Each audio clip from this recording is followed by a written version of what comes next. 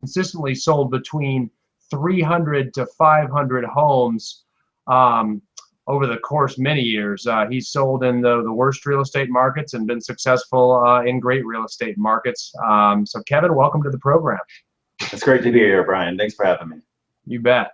Well, we've known each other for a long time, and I've had the pleasure of working with you when the market was supposedly terrible and you were selling close to 500 homes, and now the market shifted and you're still pumping out huge numbers every single year. What I think so neat about it is you actually shift your business, unlike so many realtors. You're strategic about it. You see it coming in advance, and I want to talk a little bit about how you shifted and how your business changed dramatically to keep your production at such an astronomically high level. Absolutely, Brian. And over the 15 years that I've been selling real estate, it feels like there's been several shifts. We started out in a traditional market, and then we went into the distressed market, REO market, where we had to shift our business from traditional to REO, not REO as in an REO agent, but we worked with a lot of clients buying REO properties, as well as investors that were buying them to turn around and resell them.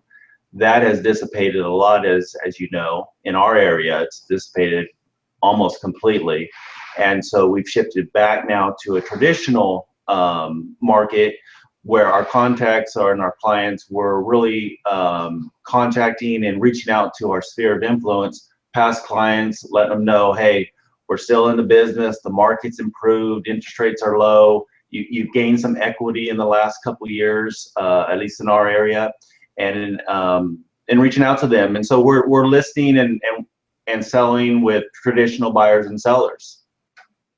Yeah, it's a big shift. Yeah, and I know that you just recently were named the #3 producing agent in the state of California, and you always hover up there at those high numbers. I think you almost closed 400 homes, and that's pretty big to make a shift into working with your sphere of influence and prospecting, and still pulling those huge numbers. Is this something that permeates through your whole team? Your whole team lead generates sphere of influence and prospecting contacts? Yeah, absolutely. It's something that you have to do on a consistent basis, and really it shows, after so many years, you have the database is there, the clients are there. You just have to reach out to them and contact them, whether it's phone or Facebook or email or however you're doing it. The database was there. So it's just a matter of us prospecting and lead generating and getting in touch with them so that we're at the forefront of their minds when they are ready to buy or sell.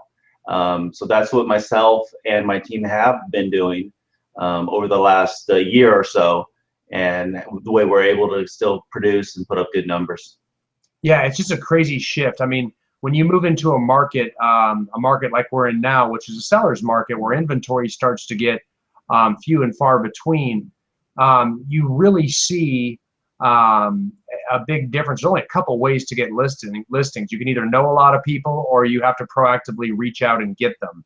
And I know to sell, up in in the hundreds of homes a year, not that many people are just going to reach out to you. So you need to be very proactive and go out and get them, because if you don't replenish your inventory, you're certainly going to run out. And I think that's great. So do you have expectations for members on your teams to make a certain amount of time or dedicated to proactively lead generating for business, or any contact expectations or things like that? I have expectations. Whether or not they're fulfilled, it's hard to say for sure. But I will say this, Brian, and you're absolutely right. To do a high level of production, a couple things have to happen. You have to have a great team, and which I do, and the people on my team are outstanding. You have to have a great support team, which I do. They're awesome. And then also, it can't just be waiting for the phone to ring and those clients. Those are bonuses. I love that when I get a past client call or referral. I love working with them. But we also have to be lead generating. And we've been contacting not only our sphere of influence, but also for sell by owners. Within the last couple of weeks, I've listed a couple for sell by owners. And the really cool thing about it is one of them had been on the market for over a year, and then they went for sell by owner, and we listed it. And then our team, Danny, who is my wife, who also works on the team, she represented the buyer, and we double-ended it. And we've satisfied a client that's been trying to sell their home for about a year and had resorted to a for sale by owner situation. So we're constantly contacting and making calls and trying to help as many people as we possibly can in Tulare County. That's awesome. Well, Kevin, I really appreciate you taking so much time with us today to explain how you've shifted your business and not just sat back and waited on the market. How you're proactively getting it and adjusting all the time. It's going to be very fun to watch you continue to grow your team and your team's production in the future. Sounds good, Brian. It was great being here and great talking to you. Likewise.